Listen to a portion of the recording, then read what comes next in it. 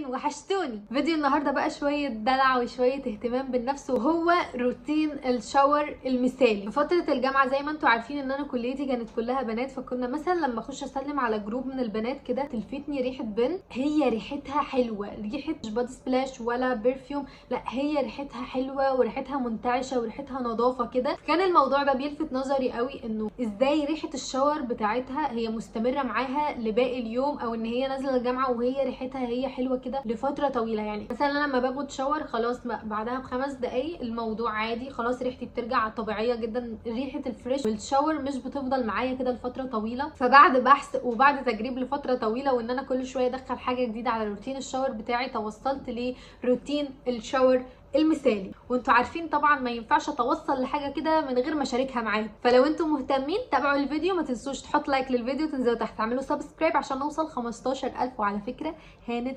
جدا جدا جدا. بس كده يلا بينا نخش في الموضوع ونبدا الفيديو بتاعنا. ليتس جو. ناخد الموضوع واحده واحده كده علشان ما تتوهوش مني في النص، ونبداها باول حاجه وهي غسيل الاسنان. بتقولي لي ايه ده يا نمنم، ده مش من روتين الشاور؟ هقول لكم انت حتى لو ريحتك حلوه وبيرفكت وروتين الشاور بتاعك مثالي وريحه بقك وحشه، هيبقى كل لعبك ده على شونه. على فكره حرفيا من اهم الحاجات هو الاهتمام بغسيل الاسنان. فلو انت حد ما بيغسلش اسنانك وما عندكيش قابليه انك تعملي ده، فتاكدي ان الفيديو ده مش ليكي عزيزتي المشاهده. تقريبا دي المره ال109,000 ان انا اتكلم فيها على غسيل الاسنان في القناه بتاعتي. والموضوع يا جماعه مش محتاج اكتر من فرشه ومعجون والموضوع هيكون منتهي. دول بس اللي انتم محتاجينهم، هما مرتين بس، مره قبل ما تنامي ومره اول ما تصحي. يا ستي لو انت الموضوع بالنسبه لك مجهد ولا وبتكرهي قوي غسيل الاسنان، خليها مره واحده بس على الاقل، وبعد كده الموضوع يعني هنبدا نزود واحده واحده ويبقوا مرتين. النظافه من الايمان، وعشان الناس مش مضطره تستحمل ريحه بقنا الوحشه. يعني انا الموضوع ده من الحاجات اللي انا عانيت منها قوي، انه ممكن تبقى بنت انا حباها جدا وحابه اقعد معاها جدا وحابه صحوبيتها، بس ريحه بقها وحشه، فاضطر ان انا انسحب وان انا لا ما احبش اقعد معاها. وبجد والله العظيم ده حصل بجد اكتر من مره. فنمبر 1 غسيل الاسنان. انتهينا من نقطه غسيل الاسنان، ندخل بقى على الشاور بتاعنا. اول حاجه عايزه اقول لكم ان احنا هيبقى عندنا نوعين من الشاور. عشان نوصل ليه ان دايما ريحتنا تكون حلوه، المفروض ان احنا ناخد شاور بشكل يومي. فهيكون في شاور يومي اللي هو شاور عادي بنغسل بس بالميه كده وبالشاور شاور واحد بس، وفي شاور اسبوعي اللي هنعمل فيه الروتين الكامل ده. بس عشان ريحتنا تكون دايما حلوه، الريحه دي تستمر معانا لاطول فتره ممكنه، فاحنا هناخد شاور بشكل يومي. هبدا لكم الاول بروتين الشاور الاسبوعي، اللي هو الحاجه اللي هنعملها من مره لمرتين في الاسبوع، وبعد كده هقول لكم ايه الحاجات اللي هناخده منه ونحطها في الشاور اليومي. اول حاجه بقى في الشاور الاسبوعي، ان احنا اول ما هنخش الشاور بتاعنا هنغسل جسمنا كويس قوي بميه فتره، الميه العاديه اللي احنا بنستخدمها في الصيف. بعد بقى ما نبل جسمنا هنبدا باول خطوه وهو الدبل كلينزنج. ايه هو الدبل كلينزنج؟ دي طريقه سواء لغسيل البشره او للجسم بتوصلك لنتيجه بيرفكت، وهو ان انت تبقي بتغسلي بنوعين غسول للبشره. بالنسبه بقى للجسم، فاول حاجه في الدبل كلينزنج هو الصابونه اللي بيبقى زي ده، اللي هو صابون طبيعي. يعني مثلا دي صابونه خلاصه العرقسوس وفيتامين ج وه. هنغسل بيها ازاي بقى؟ هنغسل بالصابونه نفسها، يعني هنمشي الصابونه نفسها على جلدنا بطريقه دائريه كده. وطبعا عشان احنا هنستخدمها اكتر من مره، فالافضل ان انتوا تحطوها في علبه زي ديت كده. بعد بقى ما تغسلي جسمك كويس قوي بالصابونه، خليها كده على جسمك شويه. في خلال الفتره ديت بقى ريحتها حلوه قوي على فكره، هنستغل الفتره دي ان احنا نغسل فيها شعرنا. الطريقه الصح اللي انتوا تغسلوا بيها شعركم ان انتوا تغسلوه في الحوض، مش وانتي واقفه تحت الشاور. يعني هتقلبي شعرك في الحوض، هتبتدي ان انتي تبليه، وبعد ما تبليه هتبتدي ان انتي تستخدمي الشامبو اللي انتي بتستخدميه عاده. كل ده وشعرك مقلوب جوه الحوض، مش وانتي واقفه. هتقولوا لي ليه يا نمنم؟ هقول لكم علشان ده واحد من اهم الاسباب اللي بتخلي يطلع فيه حبوب كده صغيره وبتكون موجوده في الظهر. ده بسبب الزيوت اللي بتكون على شعرنا وبتنزل على ظهرنا، وكمان الشامبو لما بنيجي نغسله بينزل على جسمنا وعلى ظهرنا. كمان من اسباب حبوب اللي بتطلع في المنطقه دي الزيوت اللي احنا بنستخدمها. فعاده لما تيجوا تستخدموا زيت حاولوا ان انتوا ما تجيبوهوش على اول جزء من شعركم، علشان ده مع الحر والعرق بينزل على المكان ده فبيطلع فيه حبوب. يبقى احسن طريقه ان انتوا تقلبوا شعركم وتغسلوه في الحوض. كمان من الحاجات الحلوه قوي اللي بقالي فتره بستخدمها هي البتاعه دي، حاجه كده كيوت وبتغسل الشعر بعمق قوي، احسن من ايدينا واحسن من ضوافرنا. بصوا هي ليها سنون كده مدببه فبتغسل الشعر كويس قوي. الطريقه الاحسن ان انتوا تستخدموها، تحطوا الشامبو على ايديكم وعليه الميه وبعد كده تستخدموه على شعركم تفركوه شويه وبعد كده تبداوا ان انتوا تفركوا بدي. يعني ما تستخدموش مش اول ما تحطوا الشامبو تبداوا تفركوا. كمان من الطرق التانية ان انتوا تحطوا الشامبو فيها وتحطوا عليه الميه وشعركم مبلول وتبداوا ان انتوا تفركوا حته حته، بس ده هيخليكم تستهلكوا شامبو اكتر. صراحه انا كنت فاكراها مجرد حاجه كده اللي هو دلع وخلاص، بس لا، طلع ليها اهميه وفايده كبيره صراحه. كمان السيليكون من احسن الحاجات ان هي ما بتجمعش بكتيريا. بعد بقى الخطوه دي هنبدا ان احنا نغسل جسمنا تاني بميه، علشان زي ما قلنا ان احنا دلوقتي هو موجود عليه الصابونه، فهنبتدي ان احنا نغسل بقى جسمنا بعد ما غسلنا شعرنا ولميناه عشان الحاجات اللي هنعملها ما تلحوسش شعرنا. هندخل بقى على مرحله الدلع والكيكات بتاعتنا كبنات، وهي السكراب. من اهم خطوات الشاور العميق بتاعنا او اللي هتخلي ريحتنا حلوه لاطول فتره ممكنه هو السكراب. ليه يا نمنم؟ لانه اول حاجه هيشيل طبقه الجلد الميته اللي موجوده على بشرتنا، بالتالي هيدي تفتيح للبشره او هيرجع البشره للونها الطبيعي، زائد هيدي نعومه شبه بشره البيبي حرفيا. فانا عن نفسي بستخدم السكراب ده بريحه القهوه، حاجه كده وهم للناس اللي بتحب القهوه، تحسي ان انت فنجان قهوه جوه الشاور. لو انت ما عندكيش سكراب وعايزه تعملي السكراب بنفسك في البيت، هتحتاجي 4 مكونات بس. اول حاجه شاور جل. انا بستخدم الشاور جل ده عشان انا ما بستخدمهوش في الشاور، فلما بحب ان انا اغير مثلا ما اغسلش بسكراب ريحته قهوه، اغير يبقى ريحه تانية، فبستخدم الشاور ده. بحط بقى عليه ايه؟ بحط عليه سكر وبحط عليه قهوه وشويه زيت جوز هند، او لو ما عندكيش ممكن تستخدمي شويه بس من زيت جونسون، وده عندي من زمان هو مقاطعه. ممكن تستخدمي اي نوع زيت، تحطي بس حاجه بسيطه كده. اول حاجه الشاور جل هيديكي الريحه الحلوه، السكر هو اللي هيقشر، بالنسبه للقهوه فهي اللي هتفتح. ده كده طريقه عمل السكراب بتاعك في البيت. بعد الخطوه دي بقى، انا الاول كنت مثلا بعد ما بعمل بالسكراب، يعني بصوا ببتدي ان انا افرك كده بطريقه دائريه، او انتوا على جسمكم كله بقى تفركوا بالطريقه الدائريه ديت كده. وكنت اول ما بحطه خلاص كده حطيته اروح اغسله تحت الميه على طول.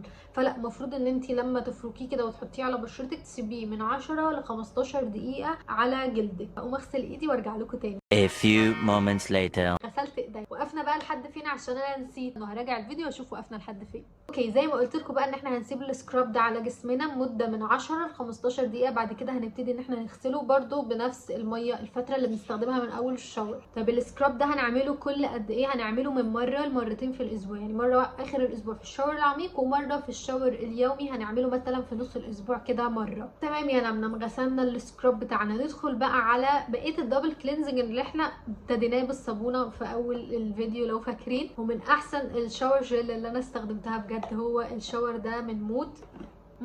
ريحته كده حاجه عايزه تتاكل حرفيا، ريحته فواكه وحاجه كده منعشه قوي. من احسن الشاورات اللي انا استخدمتها، وكمان ريحته بتقعد فتره شويه في الجسم، تبقي طالعه من الشاور كده البيت كله ريحته نفس ريحه الشاور. هنستخدم بقى اللوف بتاعتنا سواء كانت لوف مغربيه او اللي هي العاديه. انا بصراحه بفضل دي، بحب العاديه. انا بحب الليفه بتاعتنا دي. بس لو انتوا بتستخدموها لازم تعرفوا حاجتين. اول حاجه ان انتوا بعد كل شاور لازم تسيبوها تنشف. بصوا ناشفه ازاي، مش محطوطه جنب حاجه فيها ميه. لازم تتحط في الشمس بعد كل شاور عشان ما يبقاش فيها بكتيريا، لان هي لو فضلت مبلوله هيبقى فيها بكتيريا وهنغسل بيها جسمنا، فجسمنا هيبقى عليه بكتيريا. فدي بعد كل شاور لازم تتساب في الشمس لحد ما تنشف تماما وتتشال كده ناشفه. زائد ان انتوا لازم تغيروها كل فتره، مثلا من 2 ل3 شهور لازم اللوف دي تتغير. هي اول ما بجيبها بتكون كبيره خالص، فبعمل ايه؟ بقصها مثلا 3 اجزاء، وكل فتره مثلا كل 2 3 شهور ابتدي ان انا ارميها واستخدم واحده تانية.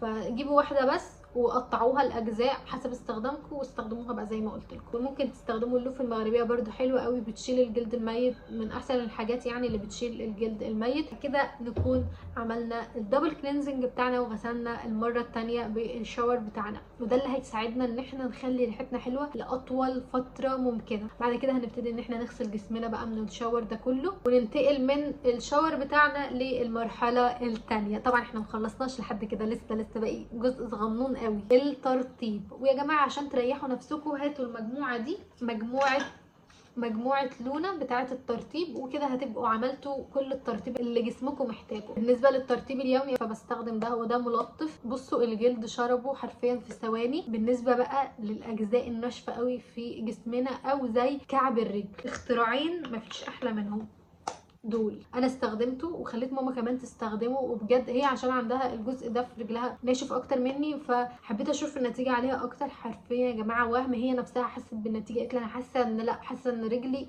مش زي الاول، حاسه فيها بنعومه كده غير الوضع الطبيعي يعني بتاعها. المرطب ده تحفه للاجزاء اللي زي ديت. طبعا بجانب الترطيب ده استخدموا اللي هي البتاعه ديت، مش عارفه اسمها ايه بصراحه، اللي هي فرك كعب الرجل بتاعكم مثلا كل اسبوع مره، علشان هتلاقوا كده ان هو واحده واحده بيبتدي ان هو يتشقق او يغمق، كمان في الشتاء بالذات. فالبتاعه دي مهمه قوي برده، ممكن تعملوها وانتوا في الشاور وانتوا سايبين السكراب على جسمكم، تبتدوا ان انتوا تفركوا بيها كعب رجليكم وبعد كده تغسلوه، ولما تطلعوا من الشاور تبتدوا ان انتوا ترطبوا بمرطب زي ده. لو انتوا بقى بتعانوا من مثلا اجزاء زي كوعكم او ركبتكم دايما غامقين حتى مع استخدام السكراب والليفه المغربيه، فالحل الامثل ان انتوا تستخدموا مرطب زي ده كده، حطوا عليه زيت ورد، هتجيبوه من عطار او ايا كان يعني المكان اللي انتوا تقدروا تجيبوا منه الحاجات دي، وهتحطوهم على بعض وبقطنه كده، تحطوا على قطنه وتبتدوا تفركوا سواء في الكوع او في الركبه. مع الاستخدام المستمر هتلاقوا نتيجه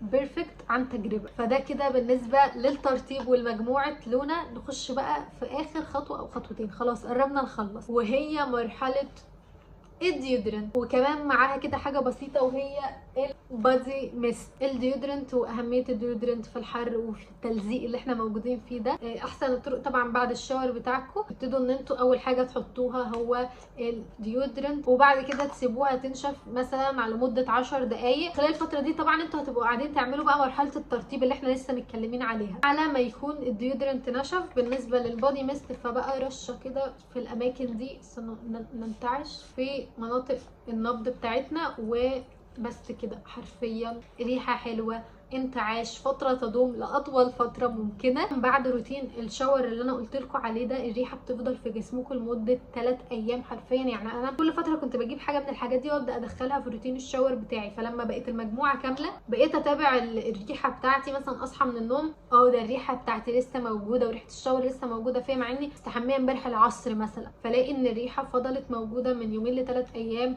وبرده اسال ماما حاسه ان انا ريحتي لسه شاور، مع اني مش لسه واخده شاور، فقالت لي فخدت بالي ان الريحه فعلا ابتدت تدوم لاطول فتره ممكنه. وانا بقى عندي الريحه الحلوه اللي هو زي لما بروح اسلم مثلا على بنت واحس ان هي ريحتها شاور، هي لسه مستحميه دلوقتي حالا، مع ان مثلا هيبقى لها 3-4 ساعات بره. طبعا بجانب الشاور العميق ده، لان احنا كمان في الصيف فمحتاجين ان احنا ناخد شاور كل يوم، اللي هو الشاور العادي بتاعنا اللي هو نغسل بالشاور جل وباللوف بتاعتنا. بعد ما نطلع هنرطب وهنحط مثلا البودي ميست بتاعنا. ده بالنسبه للشاور اليومي. طبعا ده من غير الشعر، لان الشعر من مره لمرتين بس في الاسبوع تقدروا ان انتوا تغسلوه، مش اكتر من كده علشان شعركم ما ينشفش ويرهق ويتساقط. بس كده نكون وصلنا لنهايه الفيديو. لو استفدتوا من الفيديو اكتبوا لي تحت في الكومنت، هستنى كومنتاتكم وهقرا منها 2 في الفيديو الجاي. وما تنسوش تعملوا لي فولو على الانستجرام علشان في